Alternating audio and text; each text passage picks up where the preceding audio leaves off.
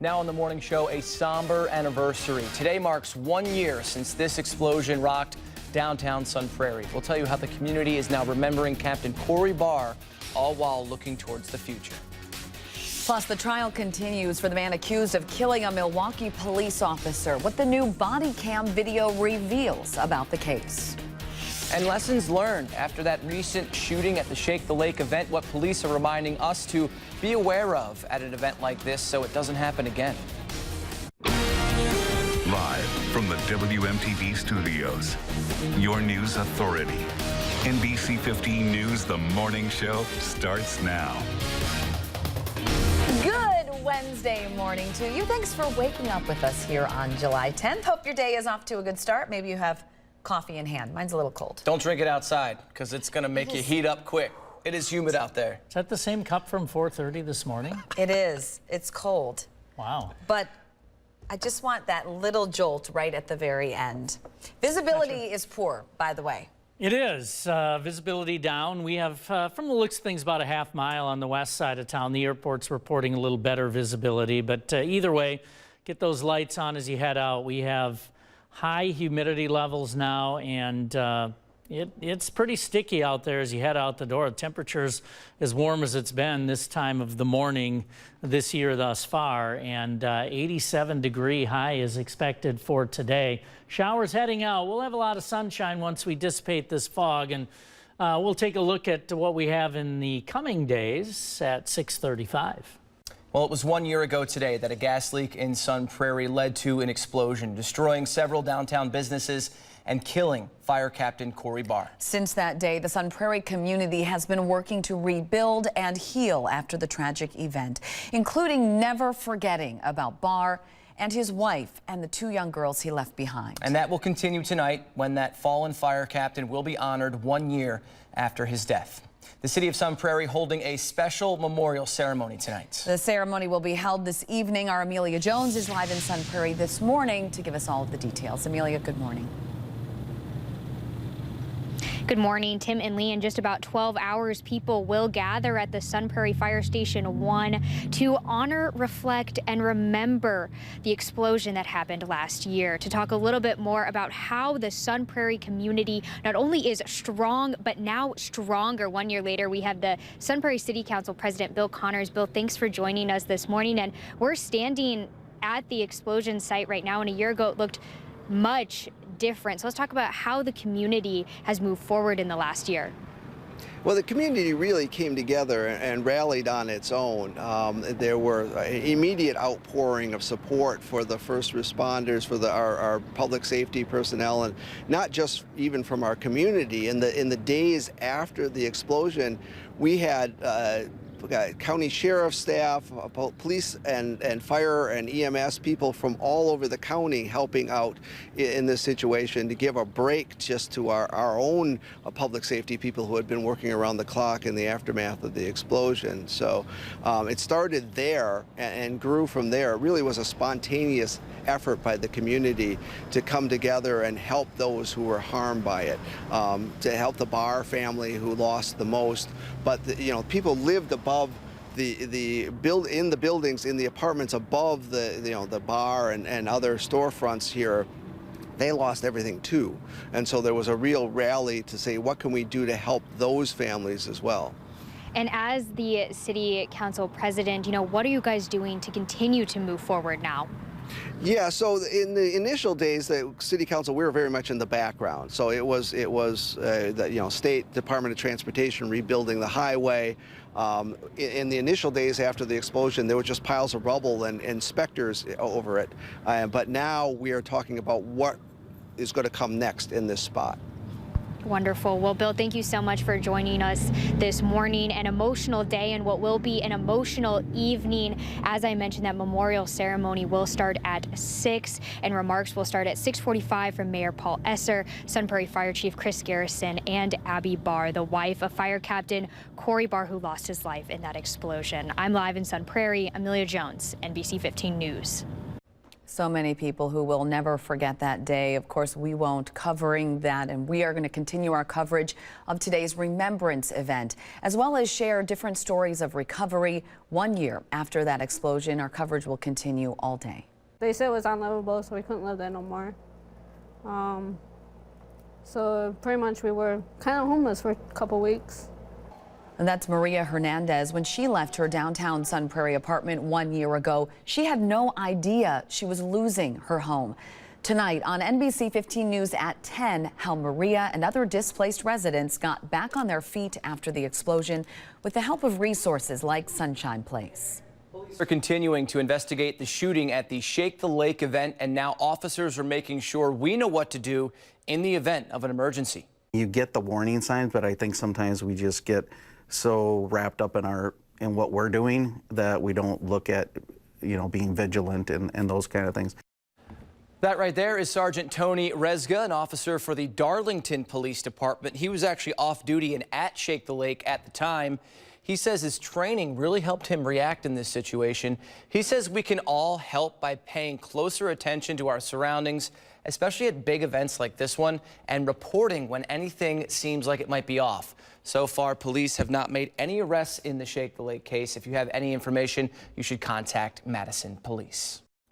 A deadly explosion in downtown Sun Prairie 1 year ago today changed that city forever. Let's take a live look now at the site where the explosion took place. You can see here, this is a fire ladder with the American flag hanging off the end here in Sun Prairie. Of course, buildings were leveled in that blast, and now an empty green space sits downtown there now. Many are wondering what will happen to that site. A Chicago firm was tasked with creating a possible plan for the redevelopment of Main and Bristol streets.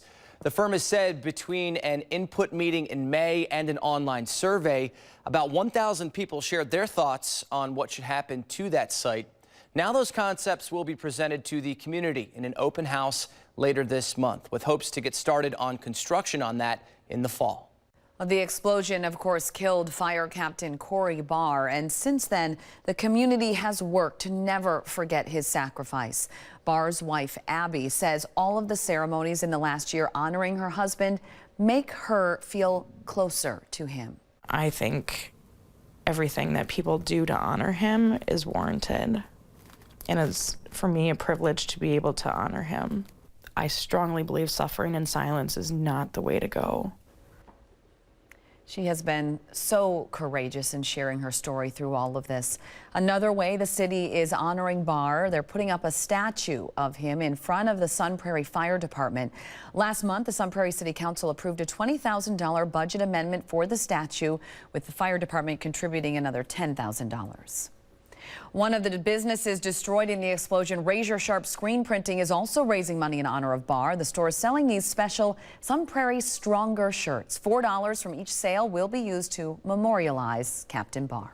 Yeah, that statue, pretty amazing too. He died doing what, as a firefighter, you're tasked to do, helping people get to safety. It is. It's such an important job and an amazing sacrifice, and we will continue to honor him all day. All right, coming up, a last look at your headlines and the weather when we come back. All right, let's take a look at the roads this morning before you head out the door. If you can see them. Wait, Where are they? Belt line's gone. Yikes. Is that really? We need to get a reporter on that. Here is the belt line from a different view, I guess. Seminole Highway here, you can still see the haze lingering up top. A little bit better view there, but we're going to get to the bottom of this, the belt line. How long is this going to be an issue? Well, as soon as the temperature rises about 3 degrees, there probably won't be much of that left. But for the time being, you'll be dealing with fog. And we have some of that. It's not all spots are seeing the fog, but we do have some in Madison and especially areas to the west of here. Did have some rain move through earlier.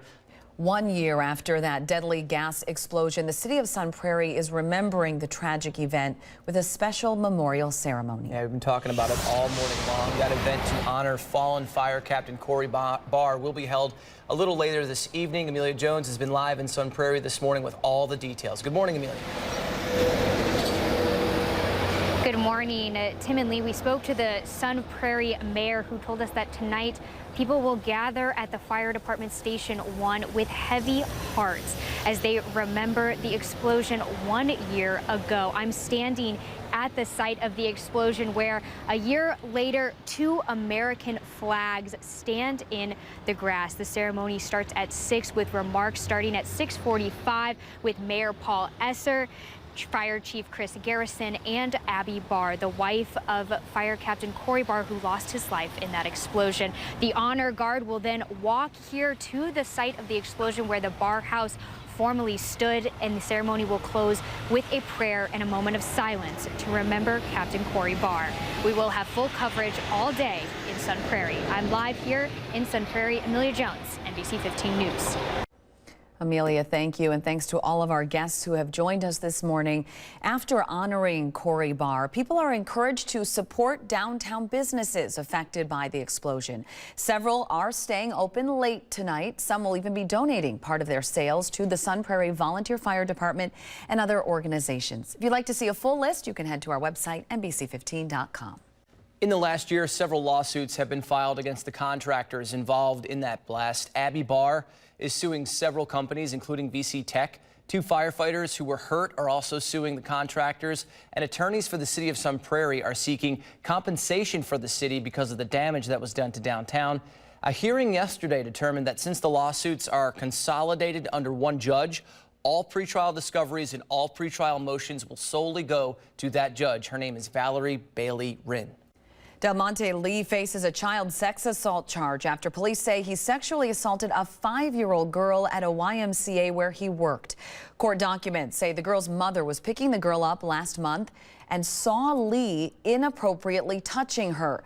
The girl then admitted Lee had done it several times. Lee has been fired from the YMCA and is due back in court next week. Madison police are looking for the person who robbed the U.S. Bank over on Cottage Grove Road. Police say yesterday that man went into the bank, pulled out a gun, and demanded some money. That money was then put into a backpack, and the man ran away. Police have not released a picture of the suspect. If you have any information, though, you're asked to call that number you see right there on your screen. The trial continues for Jordan Fricke, the man accused of shooting and killing Milwaukee officer Matthew Rittner. Yesterday in court, new body camera footage was released showing Rittner using a battering ram to break down Fricke's door while they were carrying out a search warrant. When the hole opens up in the door, Fricke starts shooting, hitting and killing Rittner. That trial continues today. Wisconsin Republicans are proposing a constitutional amendment to stop the governor from using partial veto powers to increase spending bills. This comes after Governor Evers used his partial veto power last week to increase funding for K-12 schools by $65 million. Now, in an email, the spokesperson for the governor called the amendment, quote, temper tantrum. Brian Stiles' first standalone bill is on its way to the Senate. Yesterday, the bill passed the House of Representatives. That bill is called Expanding Investment in Small Businesses Act of 2019. It gives businesses in Wisconsin access to capital. Stiles says it's been an idea on Capitol Hill for a while, and it's a great way for both parties to work together. Farm Aid is coming back to Wisconsin for the first time in a decade. That raises money for farmers across the country. The concert there that you're looking at, it's expected to draw 30,000 people to Alpine Valley this summer and raise millions of dollars. Willie Nelson, Neil Young, John Mellencamp, and several others are set to perform. Today marks 125 years of the Madison Park system. To celebrate, there are free events all week long. Some events you can go to today include a tour of Conservation Park, and another round of concerts on the square. It is Wednesday. The events continue through the weekend with bird and nature outings and a movie at Old Brick Park tomorrow night. Today, the U.S. women's national soccer team will be honored with a parade in New York City where they will be given the keys to the city. At the same time, the team is gracing the cover of Sports Illustrated, celebrating their 4th World Cup title. The cover here showing Megan Rapinoe striking this glory pose while her teammate Alex Morgan celebrates behind her. After 3 months of construction, it always feels good when these wrap up. The Williamsburg Way Bridge at Verona Road is now open in Fitchburg. Wisconsin DOT is warning drivers to be careful as you use the bridge. Some crews are still there. There's equipment in the area. Of course, crews are continuing to work on Verona Road. They expect the project to be finished in the fall.